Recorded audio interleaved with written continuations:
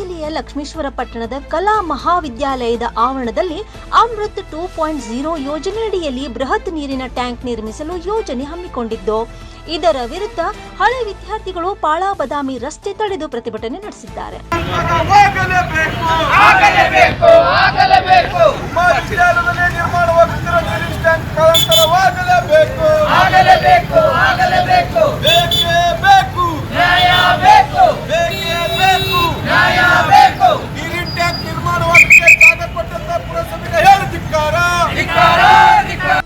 ಕೂಡಲೇ ನೀರಿನ ಟ್ಯಾಂಕ್ ನಿರ್ಮಾಣವನ್ನು ಸ್ಥಳಾಂತರಿಸಬೇಕು ಅಂತ ತಹಶೀಲ್ದಾರ್ ಮೂಲಕ ಜಿಲ್ಲಾಧಿಕಾರಿಗಳಿಗೆ ಮನವಿ ಸಲ್ಲಿಸಿದ್ದಾರೆ. ರಸ್ತೆ ತಡೆದು ಪ್ರತಿಭಟನೆ ನಡೆಸಿದ್ದರಿಂದ ಅರ್ಧ ಗಂಟೆಗೂ ಹೆಚ್ಚು ಕಾಲ ವಾಹನ ಸವಾರರು ತೀವ್ರ ಪರದಾಟ ನಡೆಸಿದ್ರು. ಜ್ಞಾನಕ್ಕೆ 2 ಅಕ್ಷರಗಳು ನೀಡಿದಂತ ಲಕ್ಷ್ಮೇಶ್ವರ ಉಮಾತಾಯಿಯ ವಿದ್ಯಾಲಯದಲ್ಲಿ ಇವತ್ತೆಲ್ಲ ಕಲಿತಂತ ವಿದ್ಯಾರ್ಥಿಗಳ ಪರವಾಗಿ 5-6 ತಿಂಗಳಿಂದ ಎಲ್ಲ ಸಂಘಟನೆಗಳು, ಊರಿನೆಲ್ಲ ನಾಗರಿಕರು ಆ ಜಾಗೆಯಲ್ಲಿ ಒಂದು ಜಲಗೃಹ ನಿರ್ಮಾಣ ಆಗ್ತಾ ಇದೆ.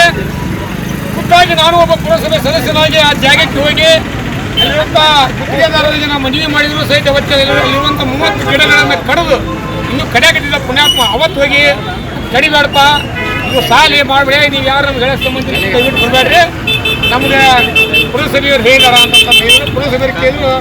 ಆ ಪುರಸಭೆಯ ಅಧಿಕಾರಿಗಳ ನಿರ್ಲಕ್ಷ್ಯದಿಂದ ಇಲ್ಲಿ ಒಂದು ಜಲಗೃಹ, ಒಂದು ನೀರಿನ ಟ್ಯಾಂಕ್ ನಿರ್ಮಾಣ ಆಗ್ತಾ ಇದೆ. ಈ ಊರಿಗೆ 2.0 ನೀರಿನ ಯೋಜನೆ ಬಂದಿವೆ. ಈ ಊರಿನ ಅನೇಕ ನೀರಿನ ಸಮಸ್ಯೆ ಬಗೆಹರಿಸೋದ್ರಿಂದ ಇವತ್ತು ಸರ್ಕಾರಗಳು ಆ ಯೋಜನೆಯನ್ನು ಲಕ್ಷ್ಮೇಶ್ವರ ಮಹಾನಗರ ಅಂತೀವಿ. ಅದಕ್ಕೆ ನಾವೆಲ್ಲ ನಮ್ಮ ಸ್ವಾಗತ ಇದೆ.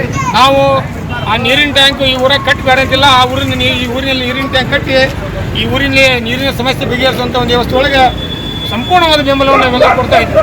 ಆದರೆ ಆ ಜಾಗೆ ಪುರಸಭೆ ಇದ್ದು ಮತ್ತು ಆ ಜಾಗೆಯನ್ನು ಕೊಟ್ಟಂಥ ಕಲ್ಮಠ ಬಂಧುಗಳು ಈ ಜಾಗೆಯಲ್ಲಿ ಲಕ್ಷ್ಮೇಶ್ವರ ಪುರಸಭೆ ಮುನ್ಸಿಪಾಲಿಟಿಯರು ಶಿಕ್ಷಣಕ್ಕಾಗಿ ಮಾತ್ರ ಉಪಯೋಗ ಮಾಡಬೇಕು, ಬದಲಿ ಒಂದು ಕೆಲಸ ಏನು 1952ರಲ್ಲಿ ಈ ಊರಿನ ಗಣ್ಯ ಮನೆತನಗಳಂತಾದಂಥ ಕಲ್ಮಠ ಬಂಧುಗಳು ಪುರಸಭೆಯ ಮಹಾವಿದ್ಯಾಲಯಕ್ಕೆ ಪುರಸಭೆಗೆ ಶೈಕ್ಷಣಿಕ ಉದ್ದೇಶಕ್ಕಾಗಿ ಏನು ಜಾಗವನ್ನು ದಾನ ಕೊಟ್ಟರು, ಆ ಜಾಗದಲ್ಲೇ ಇವತ್ತು ಪುರಸಭೆಯ ಅಧಿಕಾರಿಗಳು, ವಿಶೇಷವಾಗಿ ಮುಖ್ಯಾಧಿಕಾರಿಗಳು ತನ್ನ ಕರ್ತವ್ಯವನ್ನು ಮರೆತು ಇವತ್ತು ಆ ಜಾಗವನ್ನು ಕರ್ನಾಟಕ ಕೊಳಚೆ ಮತ್ತು ನೀರು ಸರಬರಾಜು ಮಂಡಳಿಗೆ ಹಸ್ತಾಂತರವನ್ನು ಮಾಡಿದ್ದಾರೆ.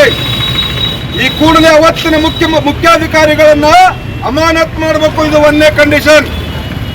ದುರ್ದೈವದ ಸಂಗತಿ ಅಂತಂದ್ರೆ ಆ ಗುತ್ತಿಗೆದಾರ ಏನು ಅಮೃತ್ 2.0 ಯೋಜನೆಯಲ್ಲಿ ನಿರ್ಮಾಣ ಮಾಡುತ್ತಿರೋ ಜಲಗಾರದ ಗುತ್ತಿಗೆದಾರ ಜೀವಂತ ಗಿಡಗಳನ್ನ 8 ಗಿಡಗಳನ್ನ ಕಡಿದು ಇವತ್ತ ಅರಣ್ಯ ಇಲಾಖೆಗೂ ಸಹ ಮೋಸವನ್ನು ಮಾಡಿದ್ದಾನೆ. ಇನ್ನೊಂದು ಬಹಳ ಅತಿ ಮುಖ್ಯವಾದ ವಿಷಯ ಅಂತಂದ್ರೆ ಇಲ್ಲಿವರೆಗೂ ಸಹ ಆ ಗುತ್ತಿಗೆದಾರ ಕರ್ನಾಟಕ ವಿದ್ಯುತ್ ಶಕ್ತಿ ಮಂಡಳಿಯಿಂದ ಯಾವುದೇ ಪರವಾನಗಿಯನ್ನು ಪಡೆದಿಲ್ಲ. ಕಳ್ಳತನದ ಮಾರ್ಗವಾಗಿ ಕರೆಂಟ್ ಅನ್ನ ಕಳ್ಳತನ ಮಾಡಿ ಇವತ್ತು ಆ ವಿದ್ಯುತ್ ಶಕ್ತಿಯವರ ಪುರಸಭೆಯ ಮೇಲೆ ಕೇಸನ್ನು ಮಾಡ್ತಾ ಇದ್ದಾರೆ.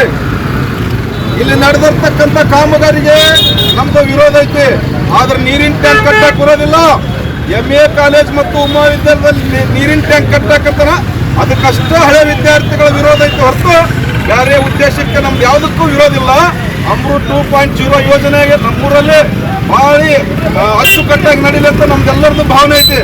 ಆದ್ರೆ ಪುರಸಭೆ ಮಹಾವಿದ್ಯಾಲಯದಲ್ಲಿ ಏನು ಆ ಟ್ಯಾಂಕ್ ಕಟ್ಟಕ್ಕಂತಲ್ಲ ಅದಕ್ಕೆ ನಮ್ಮೆಲ್ಲ ಹಿರಿಯರು ಹೇಳ್ದಂಗ